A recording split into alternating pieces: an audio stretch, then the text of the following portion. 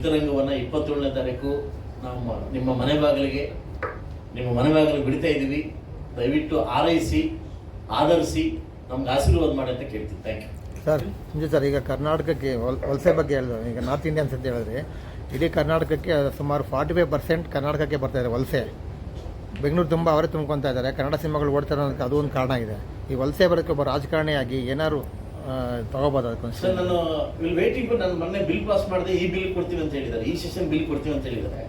ಇಡೀ ಚಿತ್ರರಂಗ ಯಾಕೆ ನಾವು ಈ ಮಟ್ಟಕ್ಕೆ ಬರ್ತಿದ್ವಿ ಅನ್ನೋದಕ್ಕೆ ನಮ್ಮಲ್ಲಿರ್ತಕ್ಕಂಥ ಅಸಡ್ಡೆ, ನಮ್ಮಲ್ಲಿರ್ತಕ್ಕಂಥ ಗುಂಪುಗಾರಿಕೆ ಇದು ಕಾರಣ.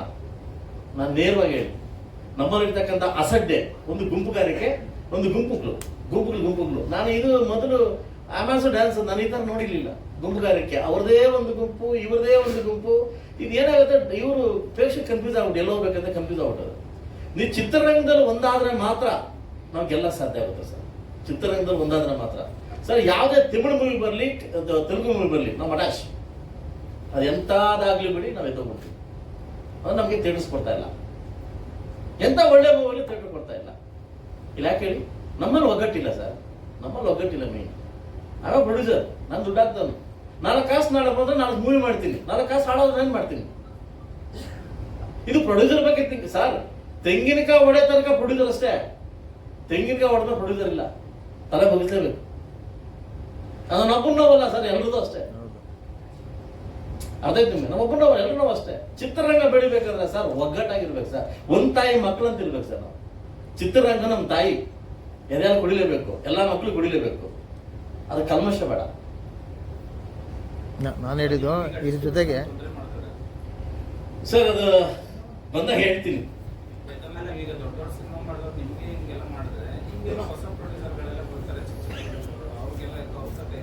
ಸರ್, ಒಂದು ವ್ಯಕ್ತಿ ಬರ್ತಾನೆ, ಅಣ್ಣ ನೀನು ಮೂವಿ ಮಾಡ್ತೀನಿ ಅಂತ ಹೇಳ್ತಾನೆ, ಮಾಡಪ್ಪ ಅಂತ ಹೇಳ್ತೀನಿ. ಓಕೆ, ಅಮಾವಾಸ್ಯೆ ಸೈನ್ ಮಾಡ್ತೀವಿ ಅಂತ ನಾನು ಟೀಮ್ಗೆ ಹೇಳ್ತೀನಿ. ಅಮಾವಾಸ್ಯೆ ಸೈನ್ ಮಾಡ್ಕೊಳ್ತೀನಿ. ಅಮಾವಾಸ್ಯೆ ಇದೆ, ಇದು ಅಮಾವಾಸ್ಯೆ ಇದೆ, ಇದು ನಮ್ಮ ಇದು ಹಬ್ಬ ಬರ್ತಲ್ಲ, ಶಿವರಾತ್ರಿ ಹಬ್ಬ, ಶಿವರಾತ್ರಿ ಅದನ್ನ ಮಾಡ್ಕೊಡ್ತೀವಿ ಅಂತ ಹೇಳ್ತಾರೆ. ಒಂದು ನಂಬರ್ ಫಿಕ್ಸ್ ಆಗುತ್ತೆ.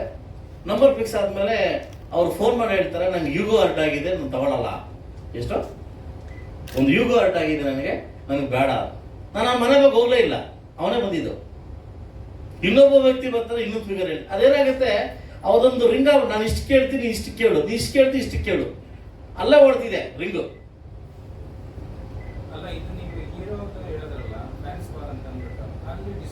100% ಆಗಿದೆ. ಒಂದು ವ್ಯಕ್ತಿನ ತುಳಿಬೇಕು, ಇವ್ 4 ಮೂವಿ ಮಾಡಿದ್ದಾನೆ, ಇವ್ನ ಎದ್ದೇಳಬಾರದು ಅನ್ನೋದು ಈ ಒಂದು ವಿಷಕಂಠ ಇದೆಯಲ್ಲ, ಇದು ಕಲ್ಮಶ ವಿಷಕಂಠ ಇದೆಯಲ್ಲ, ಇದು ತಪ್ಪು ಸರ್. ಮೂವಿ ಮಾಡ್ಬೇಕಂತ ಹೊಸ ದುಡ್ಡು ಎತ್ಕೊಂಡ್ ಬಂದಾಗ ಅವ್ನು ಬಿಟ್ಟು ಇವ್ನು ಯಾರು, ಇವ್ನು ಬಿಟ್ಟು ಇವ್ನು ಯಾರು ಹೀರೋ ಇಲ್ಲ. ಯಾರಿದಾರ ಸರ್?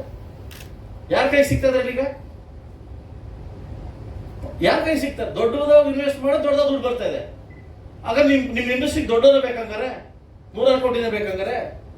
ಈಗ ಹಳೆ ಮೂವೀಸ್ ಗೆದ್ದಿಲ್ವಾ?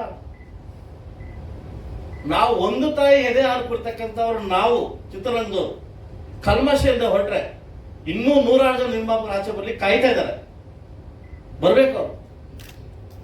ನನಗೆ 7-8 ಬಿಸ್ನೆಸ್ ಇದೆ, ನನಗೇನು ಇದೇ ಬಿಸ್ನೆಸ್ ಅಂತ. ನನಗೆ 7-8 ಬಿಸ್ನೆಸ್, ಇದೇ ಬಿಸ್ನೆಸ್ ಅಲ್ಲ. ಅಂದ್ರೆ ಚಿತ್ರರಂಗ ಬೆಳಿಬೇಕು ಅನ್ನೋ ಕಾರಣಕ್ಕೋಸ್ಕರವಾಗಿ ಬಂದಿರ್ತಕ್ಕಂಥ ವ್ಯಕ್ತಿ ನಾವು. ಇದನ್ನ ನಾಳೆ ಬರುತ್ತೋ ಬರಲ್ವೋ ಅದು ಮೇಲೆ ಬಿಟ್ಟಿದ್ದ ವಿಷಯ. ಬರ್ಬೇಕಂತ ಮಾಡ್ತೀವಿ. ನಾಳೆ ಬಗ್ಗೆ ಥಿಂಕ್ ಮಾಡೋ ವ್ಯಕ್ತಿ ನಾನಲ್ಲ, ಇವತ್ತಿನ ಬಗ್ಗೆ ಥಿಂಕ್ ಮಾಡೋ ವ್ಯಕ್ತಿ. ಬಟ್ ಚಿತ್ರರಂಗದಲ್ಲಿ ಈ ಕೆಟ್ಟ ಸಂದೇಶವನ್ನ ಹೋಗ್ಬೇಕು. ಫಸ್ಟ್ ಆಫ್ ಆಲ್ ನಾನು ಪ್ರೇಕ್ಷಕನಾಗಲ್ಲ, ಶಾಸನ ಕೇಳ್ತೇನೆ.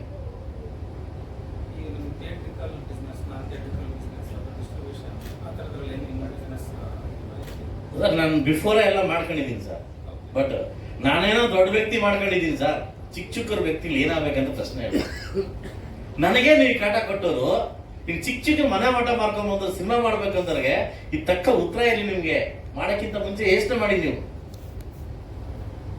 ಆಚೆಗೆ ಬಿಡೋ ನಿಮ್ಮನ್ನ, ಆಚೆಗೆ ಬಿಡೋ ನಿಮ್ಮನ್ನ ಎಲ್ಲಾ ರಂಗದಲ್ಲೂ ಸರ್. ಆಡಿಯೋ ರಂಗದಿಂದ ಹಿಡಿದು ಡಿಸ್ಟ್ರಿಬ್ಯೂಷನ್ ಇಂದ ಹಿಡಿದು ಎಲ್ಲಾ ರಂಗದಲ್ಲಿ ಕೂಡ ಹೇಳ್ತೀನಿ ಸರ್. ಸರ್, ಆಂಧ್ರದಲ್ಲಿ ನಾನು ಒಂದು ವಿಷಯ ನಡೆದು ತಮ್ಗೆ ಗೊತ್ತಿರಬೇಕು. ಒಂದು ಹೆಸರು ಹೇಳಲ್ಲ, ಒಂದು ದೊಡ್ಡ ಹೀರೋ ದ ಕ್ರಿಯೇಟ್ ಒಂದು ಗ್ರೂಪ್ 4 ಶೋ ಅವನೇ ಕಳಿಸ್ತಾನೆ, 5ನೇ ಶೋ ನೆಗೆಟಿವ್ ಹೊಡಿಸ್ತಾನೆ. ಪ್ರೊಡ್ಯೂಸರ್ ಕಥೆ ಏನು? ಪ್ರೊಡ್ಯೂಸರ್ ಕತೆ ಇದು ಕರ್ನಾಟಕದಲ್ಲಿ ಆಗದೆ ಇರ್ಲಿ ಅಂತ, ಕರ್ನಾಟಕದಲ್ಲಿ ಆಗ್ಲೇ ಇಲ್ಲ ಸರ್. ಚಿತ್ರ ನೋಡಿ, ಯಾರು ಬಿಲ್ ಕೊಟ್ಟಿದ್ರೆ ನಿಮಗೆ? ಚಿತ್ರ ನೋಡಿ ರಿವ್ಯೂಸ್ ಕೊಡೋ ದೇವ್ರು ಯಾರು? ನೀವು ಯಾರು? ಮಾಧ್ಯಮಿದ್ರು. ಇವನೇ ಸರ್ ಕೊಡಕ್ಕೆ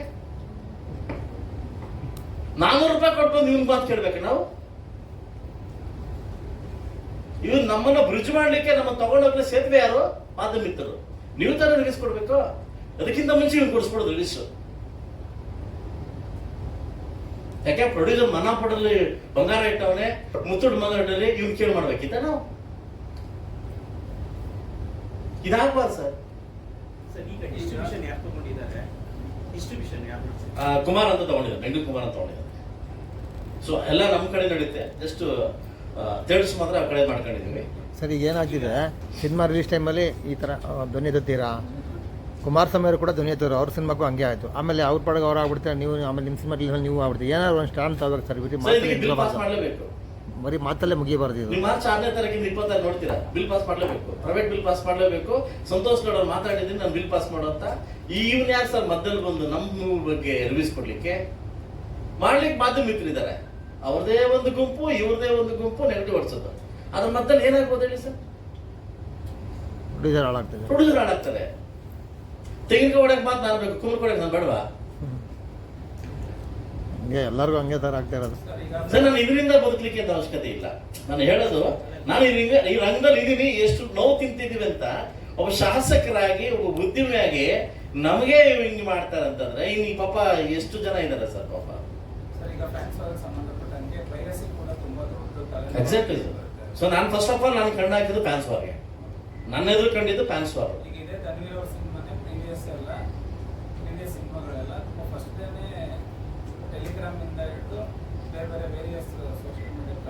ಸರ್ ನಾನು ಕೆವಿಟ್ ಅಪ್ಲೈ ಮಾಡಿದ್ದೀನಿ, ನಾನು ಕೋರ್ಟಲ್ಲಿ ಕೆವಿಟ್ ಅಪ್ಲೈ ಮಾಡಿದ್ದೀನಿ. ನನ್ನ ಮೂವಿಗೆ ಯಾರಾದ್ರೂ ಈ ತರ ಮಾಡಿದ್ರೆ ಕತೆ ಅದು ನಾನು ನೋಡ್ಕೊಳ್ಳುತ್ತೆ. ಕಾರಣ ನಮಗೂ ನಿಮ್ಗೆ ಎರಡು ಒಂದೇ. ನಾನು ಇದು ನೋಡಿ ಕೆವಿಟಿಗೆ ಅಪ್ಲೈ ಮಾಡಿದ್ದೀನಿ. ನಾನು ಯಾಕೆ ಹೇಳಿ, ಕೋಟಿ ಗಟ್ಟಲೆ ದುಡ್ಡು ಹಾಕಿರೋದು ನಾನು, ರಿವ್ಯೂಸ್ ಕೊಡೋದು ಅವನು. ಇದೇ ಒಳ್ಳೆ ಕತೆ ಐತೆ. ಮಾಧ್ಯಮಿದ್ರು ನಿಯತ ಕೊಡ್ತಾರೆ, ಅದನ್ನ ಅಕ್ಸೆಪ್ಟ್ ಮಾಡ್ಕೊಂತೀವಿ. ಯಾಕೆ ಹೇಳಿ, ನೀವು ನಮ್ಮ ದೇವ್ರನ್ನ ಅಕ್ಸೆಪ್ಟ್ ಮಾಡ್ಕೊಂತೀವಿ. ಇವನ್ ಯಾರೋ ಇನ್ನೊಬ್ರು ಗುಂಪು ಕಳಿಸ್ಬಿಟ್ಟು ಇದ್ರ ಬಗ್ಗೆ ನೆಗೆಟಿವ್ ಮಾತಾಡಿದ್ರೆ, ಬಟ್ ಅದನ್ನ ತಗೊಳಕ್ ನಾನೇ ನಡೀತೀನಿ. ಅದು ನಾನು ಕೋರ್ಟ್ಗೆ ಹೋಗಿದ್ದು. ನಾನು ಕೋರ್ಟ್ಗೆ ಹೋಗಿ ವಿತಿನ್ ಎ ಶಾರ್ಟ್ ನಿಮ್ಗೆ ಪ್ರೆಸ್ ಮೀಟ್ ಮಾಡಿ ನಾನು ವಿತಿನ್ ನಮಗೆ 2 days ಮುಂಚೆ ನಾನು ಕಾಪಿ ಕೊಡ್ತೀನಿ ನಿಮಗೆ. ಯಾಕಂದ್ರೆ ನನ್ನ ಮೂವಿ ಆ ತರ ನಾನು ಬಿಡಲ್ಲ. ತೆಗಿಲಿಕ್ಕೆ ಲೆಟರ್ ಕೊಟ್ಟಿದ್ದೀನಿ ಸರ್. ಉದ್ದೇಶಪೂರ್ವಕವಾಗಿ ಎಥಿಕ್ಲಿ ನೀವು ಕರೆಕ್ಟ್ ಆಗಿದೆ, ಕರೆಕ್ಟ್ ಆಗಿಲ್ಲ ಅಂತಂದ್ರೆ ರಿಸೀವಬಲ್. ಒಳ್ಳೆ ಮೂವಿನ ಕೆಟ್ಟದು ಅಂತ ಪ್ರಯತ್ನ ಮಾಡಿದ್ರೆ ಅದು ನೋಡ್ಲಿಕ್ಕೆ ಹೆಂಗಾಗುತ್ತೆ, ಕೇಳಲಿಕ್ಕೆ ಹೆಂಗಾಗುತ್ತೆ? ಸಿಕ್ಕಾಪಟ್ಟಿದ್ದಾವೆ ಸರ್.